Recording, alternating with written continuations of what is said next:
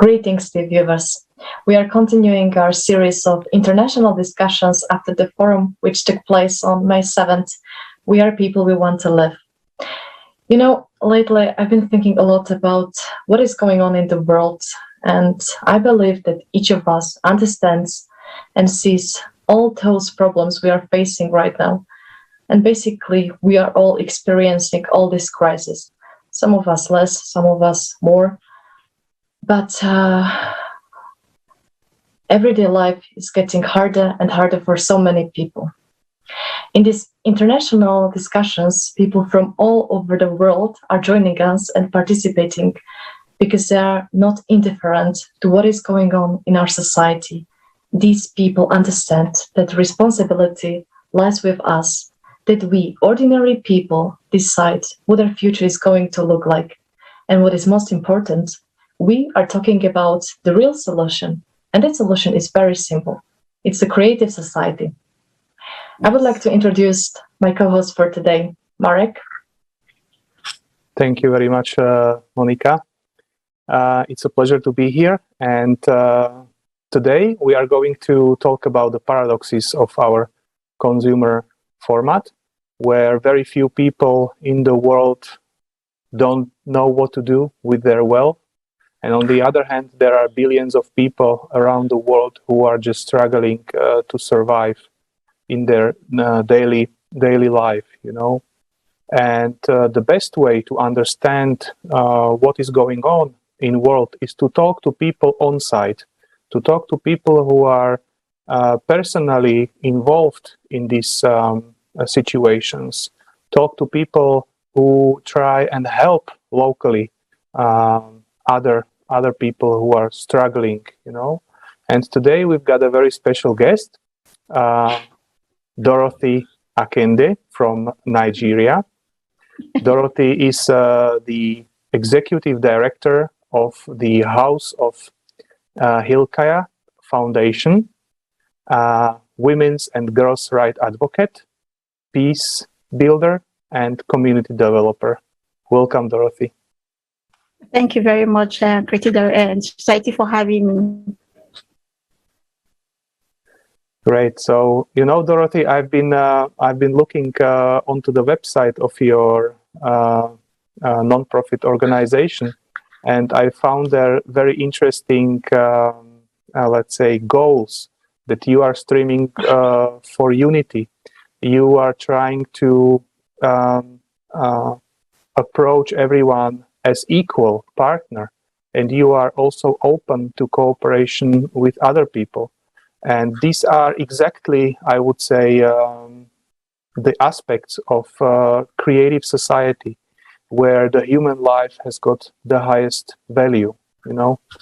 And we also know that you have been watching the conference, Global Crisis, We Are People, We Want to Live. And so we would like to start with a question. What impressed you the most watching the conference? All right. Thank you very much, Creative Society, for the opportunity to be on this global conference. Okay, so I've been following up on the other guests who have been speaking about the crisis in the world. And I discovered that while we have different problems all around the world, we are all fighting towards one solution, which is what we need to be united together. So I listened to all the speakers who spoke from different countries, and I discovered they were all speaking one language, irrespective of the environmental crisis, irrespective of the insecurity, irrespective of the earthquake that is going on. We are all speaking one language, and which one of the reasons, that is one of the things that got me thinking that, like, it doesn't matter where you come from, it doesn't matter what color you are, we all have the same problem that is affecting us wherever we are. And so we are speaking one voice. Yes, Dorothy, that's right. We are all people, and the whole situation affects us all, and it concerns us all. And in the forum, we were talking about the problems that are going on everywhere, all around the globe in general. And could you please share with us what are the problems caused by consumer format of society in your country, in Nigeria, please? A country that does not have peace, you know that there's not going to be development. There's not going to be, people are not going to be living in peace. People are not going to be able to go to school and all that. So it centers around on what? Security, which is what we are experiencing here in Nigeria. And from what I've also listened to the other speakers, I've discovered that every problem we have around the world is centered around somebody trying to dominate. I want to force who I am on you. That is, I have the power, so I want to make you. I want to subject you to what I want you to be, and that is what we are experiencing here. You can imagine here right now in Nigeria, you can't even travel on the road because you are being scared. They are going to kidnap you, and they're going to kidnap you. And when they kidnap you, it's not just the kidnapping is a problem. There's a possibility, 50 chance that they're going to kill you. Then, as a lady, they are going to rape you. That is what we experience here right now. So there's no place. Even the funny thing is that even you want to fly, even the airports are not even safe because they are even attacking the airports. So you can imagine, you can't go by train, you can't go by road, and you can't go by air. So it's a problem that we are. In fact, it's becoming so much that people cannot go about their businesses. You know, you can't, if you're traveling, you are like, oh my God, am I going to go through this journey? You can't, any journey you're making up to like 5 hours, 6, 7 hours, there is a possibility that they're going to be kidnapped on the way. If you're not kidnapped on the way, wherever town you are going into, people are already on like, okay, who are the strangers coming into our town? That we can attack them, we can collect money. And the scary part of it is that when they come to you, when you don't have money to give them for your release, for them to release you, they're going to kill you. So it's so horrible. Then the COVID made it worse because the government didn't do anything to help the citizens. You understand? So people rather are now going to steal from their neighbors. So everybody right now, when you sleep at home, you are like, I can't sleep deep because somebody may break into my house. And there's a possibility that the person can kill you. So everybody is like, okay, I have to hold a weapon. Since guns are not allowed, you can't hold a gun. You're not licensed to hold a gun. You have to hold a weapon. You have to hold a cutlass. You have to hold anything that whoever breaks into your house, you use it to defend yourself. And the funny thing is that if there's a particular set of people here in Nigeria that if you defend yourself and you kill, there's a possibility that you are going to jail for defending yourself. So that is what we are experiencing here right now in Nigeria. And the election is by the corner. Election is next year. So it's getting worse by the day. Imagine people are worshiping in church. They're killing people. Last 2 weeks, a female suicide bomber wore the bomb and she was going to mosques to kill people. She was intercepted and the guy who tried to not allow her into the mosque blew up with her. So that is what we are facing here right now in Nigeria. And it's everywhere. Nobody is resting. Interesting. It seems that no one is safe, right? Yes, no one is safe. Mm-hmm. Not time of the day you are not safe. You just have to be security conscious. Like if you're at home, you have to make sure your doors are locked. You have to, if somebody comes, you have to talk to the person over the window because it could be a child. The child is holding a weapon, holding a gun. So nobody is safe. Everybody is a suspect until proven innocence. So, and why do you think this is happening? Like I said, it's the issue of dominance. Like I have the power, so I can come to your place and take over it. So that is a major problem we have. Everybody, all the crises we are having in this world has to do with dominance. Like I have the power, I can terrorize you, I can take your land. You understand? So it's the issue of I don't know whether it's power because it's not money. Because these people who do these things, they are so rich, they don't even need your money. What they are looking for is power, so that they can dominate you and take over your place and make you be like a slave to them. That is just what it is. Nothing else. Or maybe because then, like what we are experiencing here is in the case of a religion, you don't have the same belief with me. So you are an infidel. And so if I come to the place where you are right now, I have the right, because my religion says so, I have the right to come and take over your land. I have the right because I have the power to do that. So that is what we are experiencing here right now. Interesting. And if you could compare, the group of people that are causing these issues and the group of people who are suffering, what would be the ratio? How many people cause this and how many people are suffering? Okay, let's say in Nigeria we are about 200 million. This group of people who are causing this are not up to 1 million. So you just do the math. That is the ratio of what we are going through. These people who are causing this problem, they are not up to 1 million. Over 200 million people in the country. So you see how it is. Yeah, exactly. And this is where I'm aiming, when the Creative Society project started in 2019, there was a major conference that was based on millions of interviews all around the world. And the volunteers have been asking people, in what world would you like to live in? And 99% of people responded that they would like to live in a world where there is peace, where they can just freely leave their children, go to the streets without having fear that something is bad going to happen, Yes. And so if 99% of people want to live in this, why are we not living in this, And during the conference, it was concluded that it is due to the current consumer format of society, in which we are giving power to few representatives. We are delegating our power to the politicians, Yes. And so that's why we, in order to remove all of these issues, we need to stop delegating our power and let the society self-govern itself. So this is the outcome. Would you agree in this? Absolutely, I do. Because imagine, like I'm going to even use my country because it's what is happening right now. Ever since we have been doing election, they tell you that your vote does not matter. Your vote does not matter. That is what those group of people, that 1% are telling us. Imagine they're telling you the 99% that your vote does not matter. So when it now comes to an election, instead of you to vote, you say, hey, my vote does not matter. Why should I go?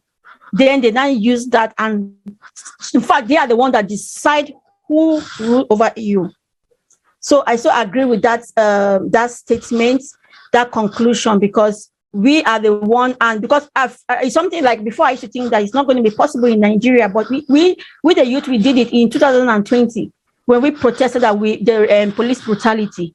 We came together, despite all the power they had. We came together. We said, no, this has to stop. So the government, the top people who are controlling things tried to, they tried to use religion, they tried to use tribe, they tried to use ethnicity. It didn't work. Because the youth said, no, we are united together. And they became afraid. Because these are the same youth they are using for their own political thuggery, they're using for their own political gains and all that. And do you know what they now did? They came and just opened fire on the youth. And that was what sparked everything. So what am I getting at? It means that we have the power if we come together to stop them, if we want to. Exactly. We have the power. We people have the power. Yes. Monica, would you like to also add something or ask something? Yes, I would like to add that exactly only we people can change the whole society, and that we can do it. Humanity doesn't need revolution, we need evolution. And that's so true, because we can change whole the format of society only by peaceful means and by creating the new format of society, which guarantees happiness and all these dignified conditions for all humanity. And once you understand that this is really in our hands, then you cannot just sit and doing nothing. Yes. Exactly. And therefore, like we are doing this, we're informing people that, hey, friends, we have this unique chance to create a completely different world where each of us will live in such a beautiful world, and that every day when you will go to sleep, you will be like, wow, I don't have to care about anything because I know that tomorrow I will wake up and I will have everything. I will have house. Exactly. And that's how it's supposed to be. Yes. Yes, absolutely. You are very, very correct.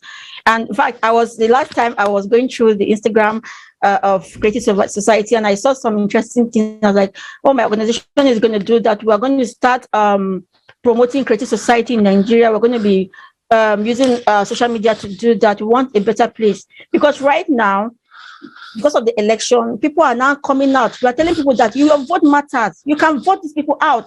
You don't want these people to rule us anymore. And now the people are now coming out that want to vote, want to get a voter's card, want to register for it. And now they are not afraid. Because now the magnitude, now people are now beginning to get wise. So which means we can do it. And I told my people that, well, once I'm done with this recording, we're going to start promoting Creative Society in Nigeria. This is the kind of society we want. It doesn't matter where you are because we have the same blood. It's just the same color, that different color that differentiate me, you and I. That is just it. That is absolutely right, and in Creative Society, all people are equal, regardless of nationality, regardless of skin color, regardless of social status. All people are equal. There's no any human whose life would be more valuable than other humans. Absolutely, because you can't even create life. Exactly.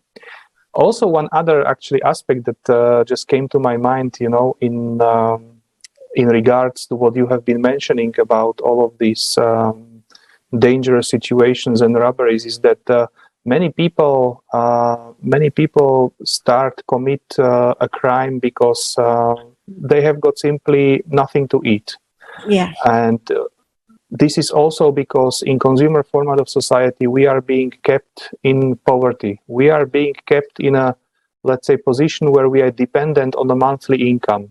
And if we have no job, we have no roof, we lose our house, we lose the possibility to buy food and stuff like that. We become homeless and our life is at stake.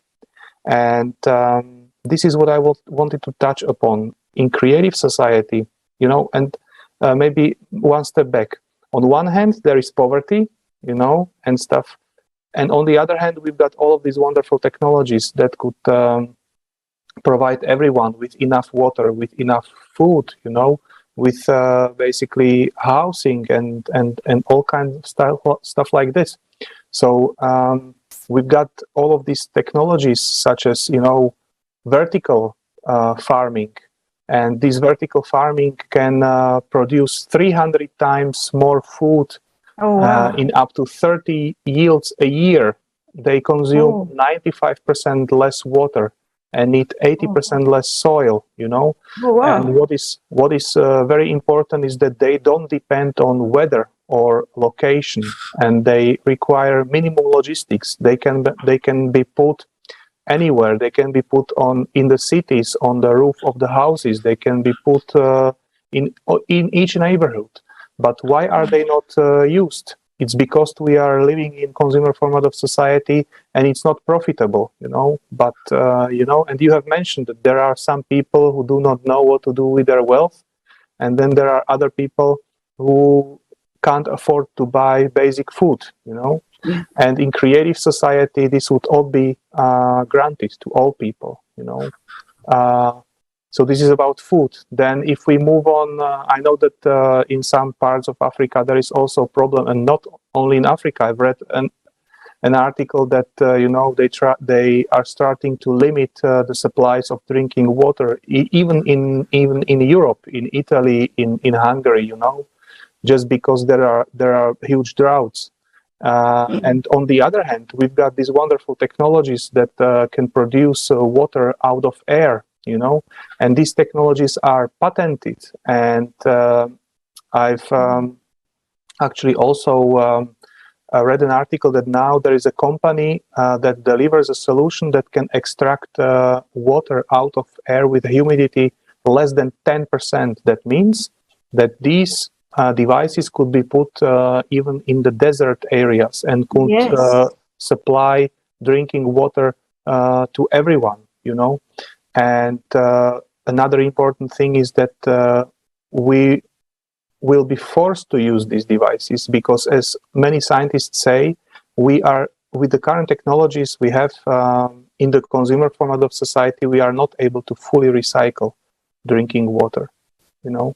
So all of these technologies are available. Maybe another technology that I would like to mention is the 3D printing of houses and folding houses.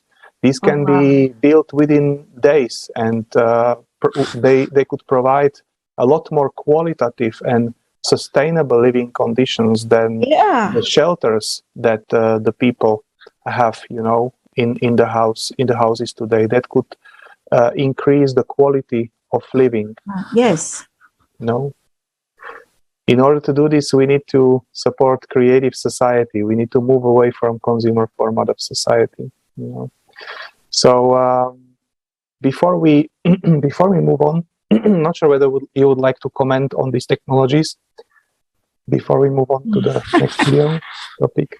What I can just say is that when I bringing it to Nigeria, it's what I'm going to ask, because as I speak right now, because of the crisis, we have 1.5 million people living in the IDP camps. And when I say living in the camp, it's not as if they're living imagine somebody is using sack to cover their head, their children. So now we are in rainy season. So you know that it's going to be very, very worse. So this is amazing. Because what we are doing right now, this issue of people, the farmers ahead this crisis, whereby farmers they can't farm, because whenever they farm, the herders bring their cows to eat their crops. And now there's food shortage right now in the country because of land. Because the cows don't even know the difference between grass and crop. So imagine this kind of technology coming. I can easily do that in my house. I don't need to go to the farm, because even when you farm on the farmland, you have hoodlums coming to come and steal. They will steal your farm crops to eat. So imagine this kind of technology comes in, then you can at least stay in the comfort of your home and do all this. And everybody have, you know, there's food to eat. Then there's at least you have a good standard of accommodation for yourself. You understand? So when are you coming to Nigeria? Is what I'm asking right now.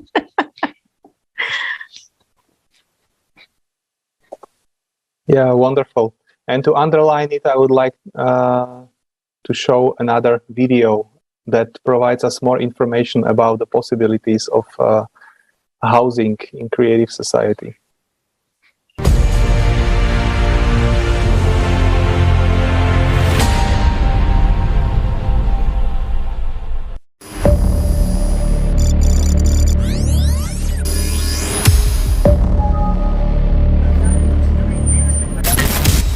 In our civilized world, hundreds of millions of people are homeless. People live on the streets like stray dogs.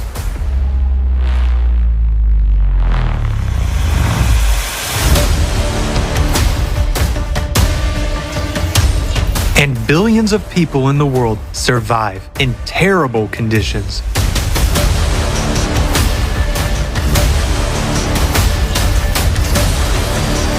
This number is increased by dozens of millions of refugees every year.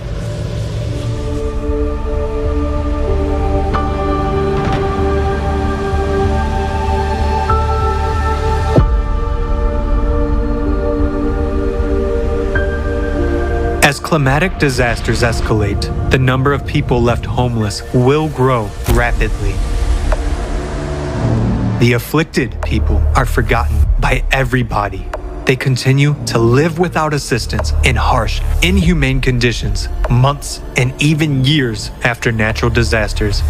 And how does that apply to me, you might ask? Directly. In cruel conditions of the consumerist format and the growing climate crisis, you have only two choices. Either you stay on the street or those left homeless come into your home. Why are we allowing this to happen if we have modern technology? After all, there are already solutions in place that can expeditiously provide people with housing. At the beginning of the epidemic in Wuhan, China was able to build a hospital having 1,000 beds in just 10 days, using modular construction technology. A few days later, the building of the second hospital was finished. The construction process could be watched live on TV. Earlier, back in the year 2003, a similar hospital for the treatment of SARS was built in Beijing within only 7 days. In India, a building record was broken in 2012 for a seismically stable 10-story building within 48 hours. And in the year 2021, in China, a 10-story house was erected within only 28 hours and 45 minutes. Small, self-contained modular units had been prefabricated at the factory. After the basic structure was assembled, the specialists installed water and electricity in the building. The high-rise building was finished fully furnished. In the portfolio of Chinese developers, there is experience of building a 30-story, 5-star hotel within 15 days and a 57-story skyscraper within 19 days. It's been 4 years now that there's a technology for the production of folding houses. The assembly line produces folding structures of about 35 square meters, and they take only 48 minutes to assemble. Not hours, minutes. The owner only needs to bring a sofa in because plumbing, kitchen furniture, and appliances are already included in the package. The houses are fireproof, frostproof, waterproof, and resistant to hurricane-strength winds.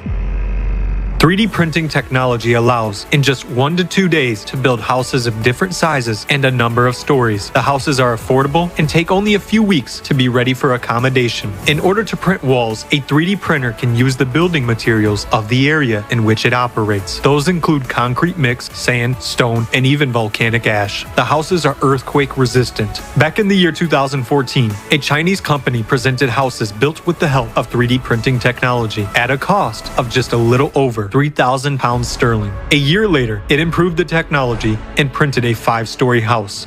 Such technology could provide housing for all people while preserving their lives and health. But in a consumer society, the first question is not how to save your life, but how to make money off that. In the consumerist format of society, you are left alone with your problems. In fact, nobody cares about you. It's time to change from the consumer society to the creative one. In the creative society, the life of each person is important. Human life is its base and foundation. That is why technology is used for the sake of life, but not for the sake of profit. And technology is aimed exclusively at improving the quality of human life. As you can see, the technologies that can provide every person with a home already exist, but the conditions of the consumerist format do not allow their implementation.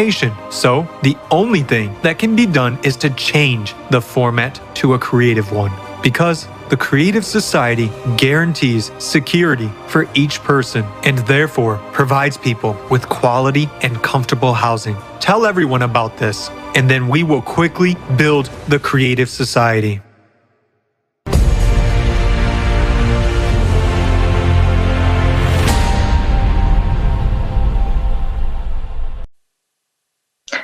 Yes, that was a very good video. And actually, what a paradox that there are so many people out there, millions of people who do not have houses. They live in tents or they live and sleep in the streets. And this number of people is rising rapidly. And there are more and more refugees, even though right now we've seen that there are already technologies that could solve this problem very easily. So then where is the problem? Again, the problem is in the format of the society. This format we are living in right now, the consumer one, because conditions of the consumer format do not allow implementation of these technologies. Yeah. And very often these technologies are used against people. But in creative society, all technologies will serve to whole humanity. They will belong to whole humanity because they should be beneficial. They should bring benefits to every person on earth. Yes. And all these technologies will be used for the sake of life for every person, not for the sake of profit as it is right now.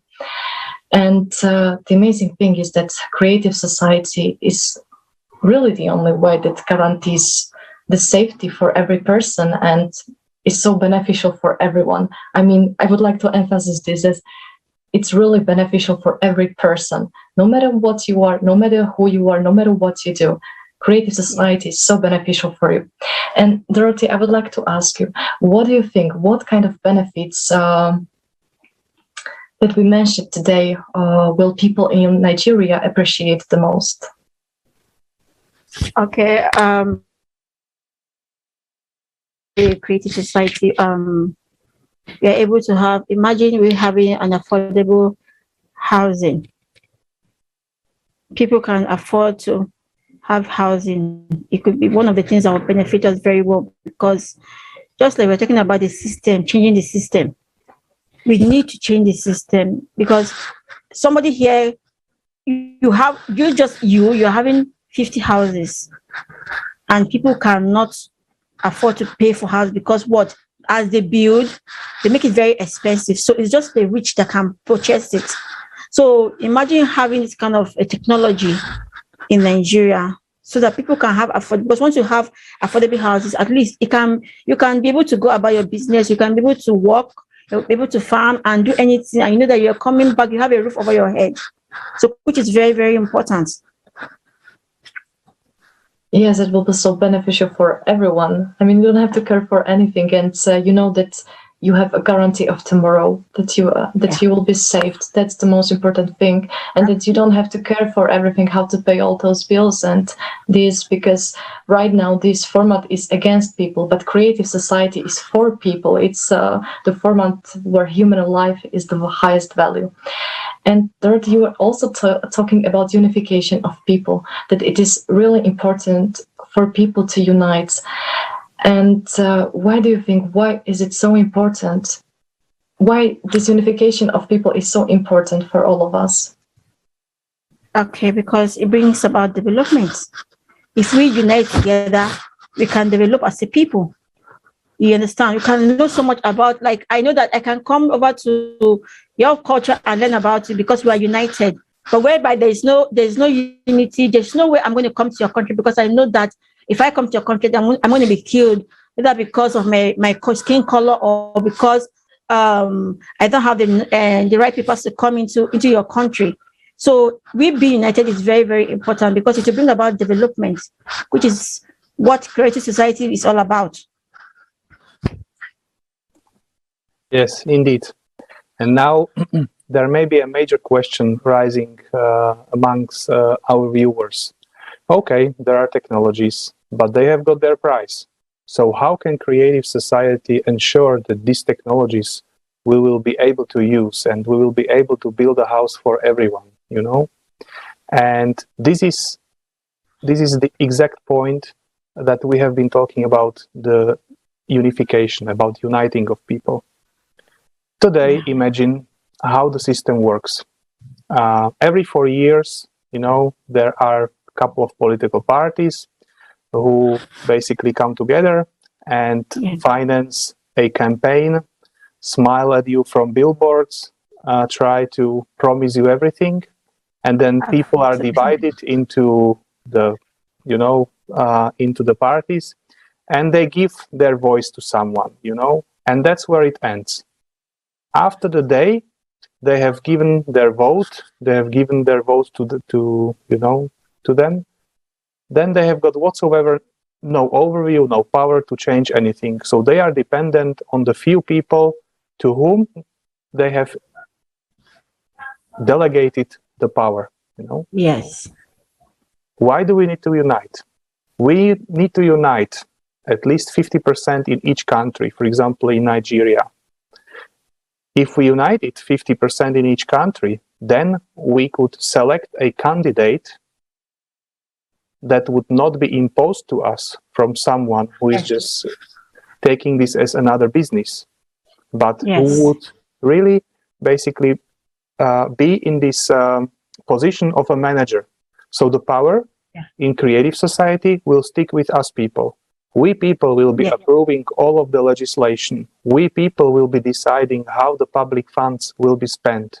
So instead, for example, spending it on weapons, instead of spending it on various projects that only bring profits to few, if the people in the country make a decision that these funds will be used for building all of this housing with these new technologies, and you have heard that you could build 35 square meters for £3,000, you know, and this could be made maybe even cheaper. So this really becomes a reality for all of the people. Yeah. But in order to get there, we need to inform everyone. And now my question, this is very important, you know, Dorothy. How would you propose to inform everyone about creative society? How would you personally inform everyone in Nigeria to get known about creative society, to get known about this wonderful opportunity? All right. Thank you very much. So, like I said earlier on, I saw something on Instagram on the Creative Society page, and I was like, okay, this is really good, which means I can get my team together and we can tell people about Creative Society, because we want, this is a society we want. We want whereby everybody can have access to jobs. Everybody can have access to maybe owning a house, you know, without somebody deciding for you, but we're deciding for ourselves. You understand? Which is what we're trying to do against the next year election. So it's even a good time for us to even go out there and tell people that, okay, Creative Society is here, and this is what we are doing. We want to have a life whereby every life matters. We want to live. We want to have jobs. We want to be able to feed. We want to be able to own a house. You understand? And which is even a great time because we are in the era of the elections, and everybody's like, please, we want you to come out and vote. So now we will go out there. In fact, I've already started thinking of how we're going to do it. We're going to go out with my team. We're going to educate the people out there while they are going about trying to register for their voters card. We're also going there with what? Messages about Creative Society, that this is not the kind of life we want to live, and this is what Creative Society is all about. And so this is how we're going to do it on social media. We're going to go on maybe March Pass, and then maybe have it on our T-shirt. So whenever we go, people like, what is it all about? And then we get to tell them, this is the kind of we want to live. This is the kind of life we want for ourselves. We want to have a society where I'm free to move about. I don't have to sleep with any weapon beside me and all that. So that is how we're going to go about it.